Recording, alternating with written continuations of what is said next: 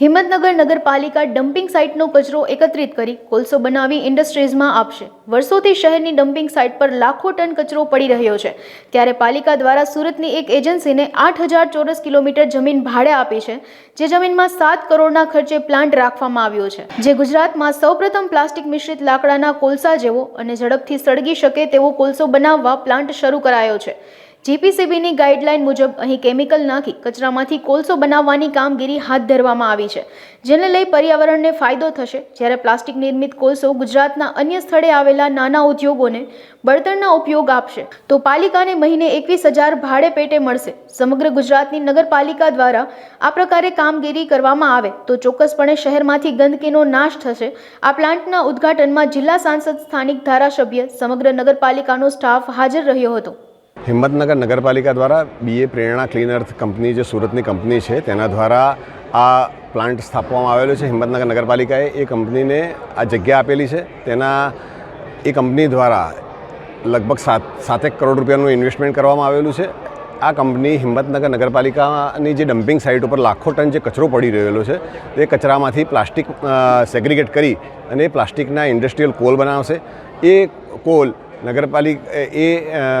ઇન્ડસ્ટ્રીઝમાં વપરાશે। એની અંદર જે ટોક્સિક ફ્રી નામનું જે કેમિકલ નાખશે, એના કારણે એ પોલ્યુશન ફ્રી કોલસો બનશે અને હિંમતનગર નગરપાલિકાને એના દ્વારા દર મહિને 21000 રૂપિયાની આવક થશે અને આ ડમ્પિંગ સાઇટ ઉપરનો જે કચરો છે એ દૂર થશે। હિંમતનગર શહેર એક સ્વચ્છ શહેર બનશે અને આદરણીય વડાપ્રધાનશ્રીનું જે આહવાન છે કે ભાઈ સ્વચ્છ શહેર અને સ્વચ્છ પર્યાવરણ, તો એ સાકાર થશે। આના દ્વારા નગરપાલિકાને અને શહેરની જનતાને બહુ મોટા આશીર્વાદરૂપ ફાયદો થશે। કોના દ્વારા પ્લાન્ટ ખુલ્લો મૂકવામાં આવ્યો? આજે આ પ્લાન્ટ માનનીય સાંસદ શ્રી દીપસિંહજી રાઠોડ, અમારા લોકલાડીલા ધારાસભ્ય શ્રી વિરેન્દ્રસિંહ ઝાલા, સિદ્ધાર્થભાઈ પટેલ, વિજયભાઈ પંડ્યા અને નગરપાલિકાના તમામ સદસ્યોશ્રીઓએ હાજર રહી અને આ પ્લાન્ટને ખુલ્લો મૂક્યો છે।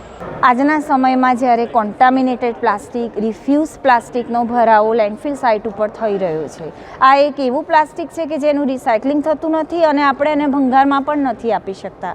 તો આપણી પાસે મિનિમલ ઓપ્શનના જમાનામાં આ એક ઓપ્શન અવેલેબલ છે કે જેમાં આપણે વેસ્ટમાંથી એનર્જી કન્વર્ઝન કરી શકીશું અને આ કોન્ટામિનેટેડ રિફ્યુઝ પ્લાસ્ટિકમાંથી આપણે ફ્યુઅલ બનાવવાનું છે।